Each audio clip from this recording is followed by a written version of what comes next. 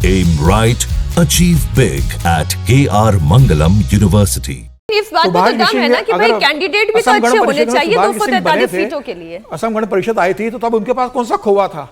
जनता ने उनको वोट दिया। अरविंद केजरीवाल पूरे मूवमेंट अलग किस्म का था। भाई जो जनता 20 साल से नीतीश कुमार का शासन देख रही है, जो जनता 15 साल से लालू प्रसाद यादव का जंगल राज देखा और उन्हें लग रहा हो कि लालू ने 15 साल में बहुत ज्यादा बिहार को आगे बर्बाद किया, 20 साल में नीतीश कुमार उनकी उम्मीदों के हिसाब से बिहार को आगे लेके नहीं जा सके, तो एक बार हम प्रशांत किशोर को कई जगह मौका देकर देखते हैं। 40% आबादी में तो लालू जी का जंगल राज देखा ही नहीं। रूप में नहीं, वो अपना वोटर बना सकते हैं इसके अंदर। लेकिन सीट शेयरिंग पर भी चर्चा होनी चाहिए। जी, स्थिति ये है कि राष्ट्रीय जनता दल के एक विधायक हैं रंजीत यादव, उनकी मौजूदगी में एक राष्ट्रीय जनता दल के नेता ने फिर से कह दिया कि कभी नारा लगता था भूरा बाल साफ करो, आज फिर वो कहने का समय आ गया है। किसी ने मना किया तो धीरे से उन्होंने इशारा किया कोई बात नहीं, बोलने दो।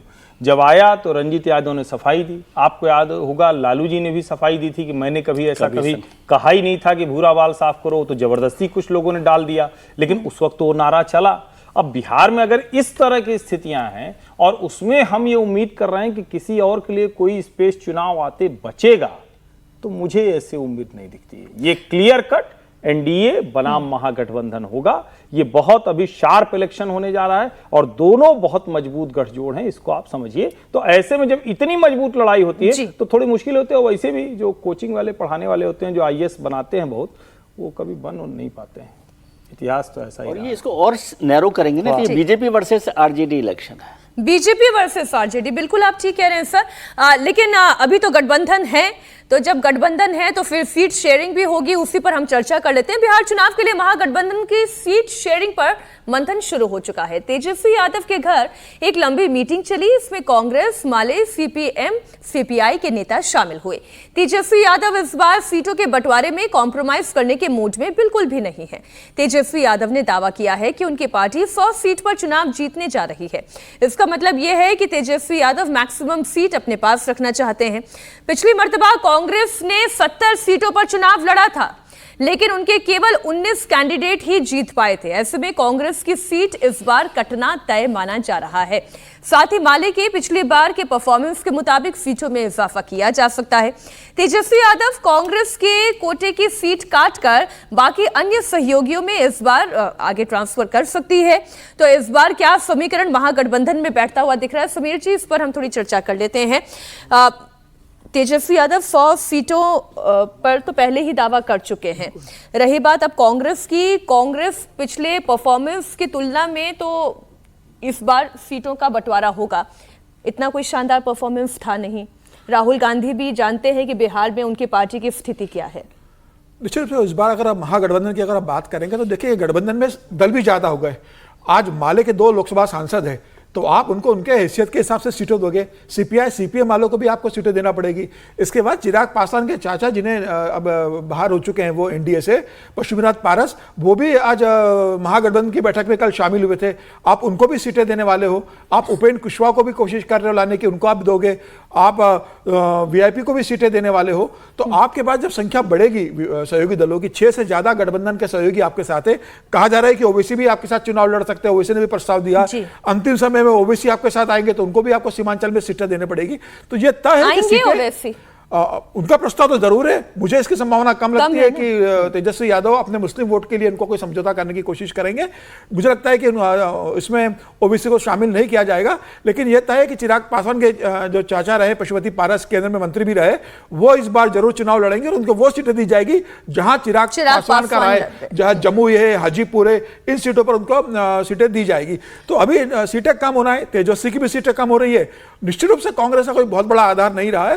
कांग्रेस सीटों पर जीती है। जो मैं अभी तक जितना पढ़ पाई हूं, समझ पाई हूं, अन्य विश्लेषकों को भी सुनकर मैं वो आपके सामने रख रही हूं कि यहां से तो बल्कि तेजस्वी यादव अपनी सीटें 150 सीटों पर अगर वो लड़ते हैं, कांग्रेस के कोटे की सीटें काटते हैं, अगर माले का सबसे अच्छा परफॉर्मेंस हम देखें, 19 सीटों पर वो चुनाव लड़े, 12 सीटें उन्होंने जीती, तो वहां पर कम से कम 5 से 6 सीटों का वो इजाफा कर सकते हैं। नहीं, और लोकसभा की हटेगा सिर्फ कांग्रेस और का। माले की आप लोकसभा देखिए को लोकसभा ध्यान की रखें। सीटें भी उन्होंने वो जीती है, काराकाट की उन्होंने सीट जीती है, आरपी सिंह की सीट उन्होंने जीती है, दोनों महत्वपूर्ण सीटें उन्होंने जीती है। तो माले मजबूत है। और आप झारखंड मुक्ति मोर्चा से भी तेजस्वी यादव ने कहा है कि आप भी गठबंधन में शामिल होइए, 2-3 सीटें आपको भी देंगे। तो अब झारखंड मुक्ति मोर्चा भी इस गठबंधन की कल बैठक में शामिल हुआ था। तो सबको इस बार तेजस्वी यादव एडजस्ट करके चलेंगे और निश्चित रूप से कांग्रेस की सीटें कम होगी, तेजस्वी यादव भी कुछ सीटों पर कॉम्प्रोमाइज करेंगे। तेजस्वी यादव जानते हैं कि इस बार जो गठबंधन बने, सीटों का सहमति बने, एक साझा घोषणा पत्र हो और सब मिलकर चुनाव लड़े और जहां जो विनिंग कैंडिडेट है या जो विनिंग पार्टी है सहयोगी दल की, उसको वहां टिकट दिया जाए। अच्छा, कांग्रेस बड़ी क्वाइट सी लग रही है हर्षवर्धन अरे नहीं, जी। मैं तो समीर जी ने आज फिर पप्पू यादव को दुखी कर दिया होगा। बेचारे वो कल से कह रहे हैं कि भाई लोकसभा के आधार पर आप सीट तय कीजिए, और समीर जी और उनकी सीट कटवा रहे हैं, कह रहे हैं कि तेजस्वी जी ना उनको, मतलब तेजस्वी जी तो अपमानित करते ही करते हैं, ये और उसमें रास्ता लगा रहे हैं।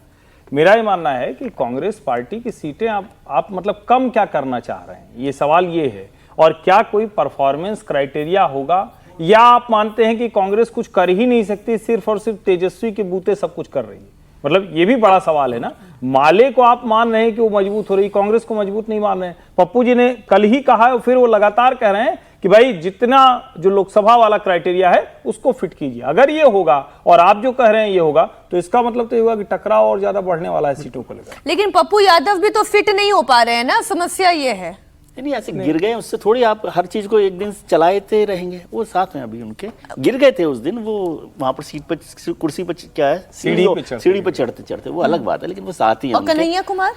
कन्हैया कुमार को बता दिया गया था कि आपको अभी दूर रहना है, गलत समय पर वो टाइमिंग, मुझे एक कांग्रेस के नेता ने कहा कि वो दोनों की टाइमिंग गड़बड़ हो गई, कि कन्हैया कुमार भी उसी समय आ गए, अगर नहीं आते तो शायद कुछ और बात होती। लेकिन मसला क्या है कि कांग्रेस की कोशिश इस बार ये है, एक तो लोकसभा में जो परफॉर्मेंस है वो बेहतर हुई है उनकी जाहिर तौर पर, और आरजेडी से तो बेहतर ही है। उनकी कोशिश ये है कि सीट कम भी हो जाए, लेकिन पिछली बार उनको क्या किया कि जितनी हारने वाली सीट थी, जो शॉर्ट थी कि हारनी है, वो सारी सीटें उनको दे दी गई।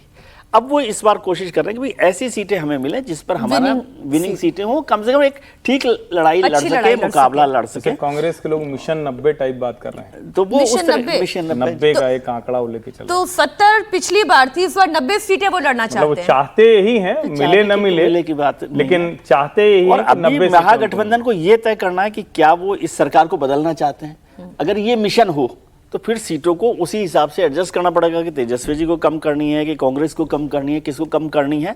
लेकिन वो अब इस लड़ाई में इतना आसान काम नहीं होता। और मुकेश सैनी की पार्टी, मुकेश सैनी भी कह रहे हैं कि बहुत छोटा-छोटा हिस्सा है। ये आप पता नहीं तंज के तौर पर करें क्या, कितना एडजस्ट करें। सीट तक में तो कांग्रेस के नेताओं को नहीं घुसने दिया, ट्रक पे 2 लोगों को नीचे कर दिया।